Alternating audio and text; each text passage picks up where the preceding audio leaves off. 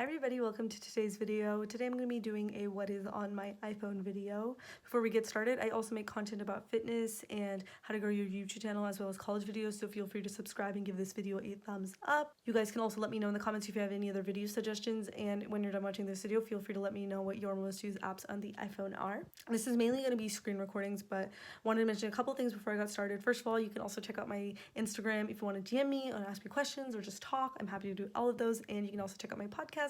I really have been enjoying making that, so that is amazing. This video is also a collaboration with my fellow YouTuber and friend Esmeralda Santos, so she's also going to be doing a what's on my iPhone video, so you can check that out. I'm going to link her channel in the description box. Before we get started, I wanted to do a little bit of background on my phone. If you're not interested, you can skip ahead. It's just some apps I can't download on my phone, and so maybe that'll give you guys, ooh, that was shaky.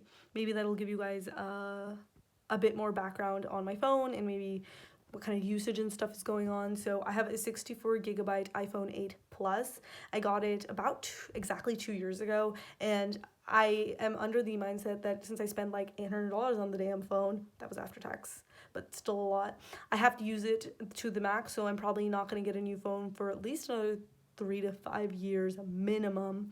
So that's why a lot of the apps on my phone have been moved to the cloud. I don't use my phone so much anymore. I am honestly just on my laptop a lot now that I'm not home a lot. So that is why a lot of apps are in the cloud, but I do love a lot of the apps on my phone. When I was on the go, these apps were honestly lifesavers, so I decided to do one of these. Maybe you guys can find some new apps that you might be interested in downloading and would be really useful for you. But yeah, now on to the actual video. Hope you guys enjoy and learn something. Once again, don't forget to comment, like, and subscribe. Hi everybody, so this is my home screen. I just wanted you guys to see what my background is. That's my mom and my dog. That's like my favorite picture before I turn my screen the other way and you guys can actually see properly.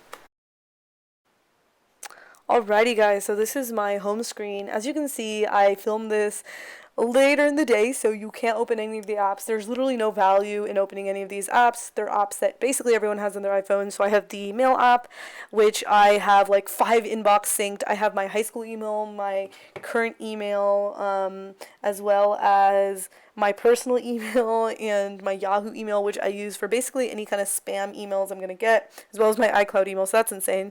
I have my calendar, which is supposed to sync Google Calendars, but I like rarely ever put my stuff on a virtual calendar. I'm more of a like in-person calendar, so all my stuff is written on a physical block calendar. Then I have the Photos app that just has every photo I have ever taken on this phone, as well as my camera app. That is Apple Maps. I have gotten a lot of crap for using Apple Maps, so I've tried to transition away from it. So you'll see on my next page I have Google Maps. This is not nicely organized, so I definitely need to clean up this phone, but you know, it is what it is. Next, we have the clock app, which I used a lot for my alarms when I was in the dorms. I don't really use it anymore, mainly because I don't have a wake-up time. I also have a Google Home in my room, so I tend to use that if I ever need an alarm. Next, we have the weather app. Basically, it rains a lot in Davis, so I would use this to check about the rain because classes are far away and you have to bike, and it's annoying to bike in the rain. Next, we have the news app. I usually follow up on this when I see it in my notifications, since a lot of notifications will come up for this, but basically it doesn't allow me to like favorite stuff, so I can't come back to anything, so it's a little inconvenient. Then we have the home app. Never use this because I don't have any products that are synced with this. Next is the notes app. I really like this because it syncs with my work laptop, my home laptop, and my phone, so I can see everything in one place. Next is reminders, which I use every time I have something to remind myself before I sleep, but I never follow up on it, so it's kind of bad. Then we have the App Store, which is pretty self-explanatory. Health app isn't great for me because I don't have an Apple Watch, although I low-key want one. Next is the Wallet app. I have quite a few cards on there, as well as the Apple Card. Lastly, we have the Settings app, which clearly I need to update my phone, so I will get on that. And now we are down to the next page. Alrighty, so we have the FaceTime app, pretty basic. This is how I see other people's faces if they have some sort of Apple product. Then we have the podcast app, which I basically listen to all my podcasts on Spotify or other sites if they're directly linked, because this just takes up space on my phone, to be honest. So it's not really convenient to use that app. Then we have the calculator app, which my calculator dies all the time, so I find myself using this fairly often. Then the Files app, which I never use anymore, but I guess I remember having this when there were sometimes like I would download big files. Shortcuts, never ever ever use that. Next, in the corner folder named folder, we have a series of apps that I basically never use. It's going to come up in just a sec. It's the Compass app, Voice Memos, Contacts, and Find My iPhone. I think Find My iPhone I've used occasionally, but seeing as I don't go anywhere, you can't really lose anything in that sense. Then we have the Clips app in the corner, a bunch of more apps I never use, except for Google Docs, but I never use Numbers, Keynote, Pages, or iTunes U. I also never use GarageBand or iMovie on my phone. Basically just not useful. I don't film my videos on my phone. I film them on my Canon camera, so it's more convenient. These are my social media apps. I uploaded all my photos to Google Photos on there, and I use Instagram and Snapchat often enough. This is my music section, so Swarsthana is this Carnatic music app I use often enough, and I don't use Apple Music anymore, although I have to say I have bought quite a few albums in my day, so it's all on my laptop actually, so I listen to it then. This is like my entertainment thing. I should delete Cinemark. I never use it. And 5-star, that's just like rewards, and I go to Starbucks often enough. I actually work there. I also have Netflix and Hulu, which I watch both of, but my Hulu subscription is actually currently paused. Next, we have Duolingo, Quizlet, and Khan Academy, which are all things that I use for learning. Quizlet I use often when I'm on the go and trying to study between classes. Khan Academy is good for last-minute revisions as well. This is all my travel stuff. I use Zipcar to rent cars because I wasn't allowed to have a car my freshman year. Uber and Lyft are self-explanatory. I don't really use them too much, to be honest. This is like my self-care stuff. So I have Headspace, which is this mental health app, Fitbit because I have a Fitbit. Google Home connects to my actual Google Home. So these are all just convenient things, but they're just like my home sort of things. So next, it'll come up in just a sec, will be my games. I don't really have too many games on there. In fact, I'm actually going to delete Temple Run. I never play with it, and I actually really like charades, but I don't play it too much anymore. The next page actually has like my finance apps. So I have Wells Fargo, Venmo, Acorns, which is an investing app, Robinhood, which is an investing app, Webull, which is also another investing app, and Discover for my card. I also have Tinder on the next page, but I don't know why it's like stuck like this. But basically, I never used Tinder. It was made, like my friends had me make it as a joke, and I still haven't deleted it. Rest of the apps on the page. So we have Norton Family, this is for security. Overdrive is where I read books from the library, just rent it like out.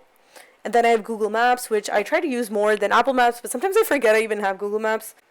But yeah, I need to be using Google Maps more. She's a queen. She gives traffic updates. She's way better than Apple Maps and usually more accurate and gives a better route. And it has multiple options, like if you decide you want something that's faster or something that's less traffic, because sometimes those are not the same. Next we have Depop, and basically at one point I was trying to sell some of my clothes and things. Didn't go so well because I don't own like designer clothes, so I don't think people on the app are interested in my clothes I wore like in high school. Basically there were these ugly like button down shirts, so I don't think anyone wants to buy them. Trust me, I wouldn't. So it is what it is. I guess it's kind of stuck.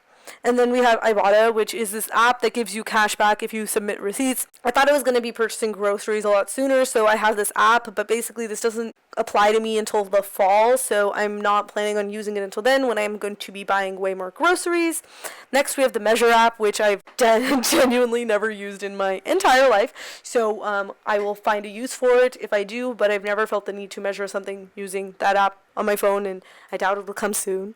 Next, we have YouTube Tracker, which basically just tracks how much watch time I need till monetization, because I'm not monetized yet on YouTube. Basically, there's a certain amount of minutes people need to watch for me to actually earn money off of YouTube, so that helps me track it. Next is the Anchor app. That is the app I use to record all of my podcasts, and basically this allows me to do it remotely.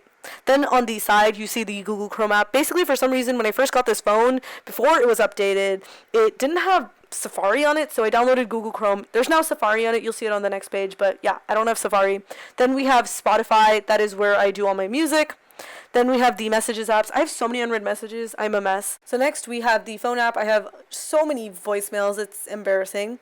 And then lastly we have the Safari and Over app. Safari I never use. When I updated my phone, Safari showed up, and yeah, I never use it because the Google Chrome apps on my phone are linked with my laptop, so it's actually very convenient. Then we have Over. I use this to edit my thumbnails, and I'm planning to do some channel art banner on there. I'm debating like actually paying for premium. I really love it. It is one of the best apps. My friend recommended it to me, and I have no regrets. Thank you guys very much for watching. I really appreciate it. Don't forget to give this video a thumbs up and subscribe to my YouTube channel. You guys can also check out my Instagram, my podcast, and my other videos. They'll be linked on the side, so you can check any of those out. Other than that, leave me a comment about anything about your most used iPhone apps. Thank you guys very, very much for watching. I really appreciate all of the support I've been getting. And yeah, have a great day, everyone.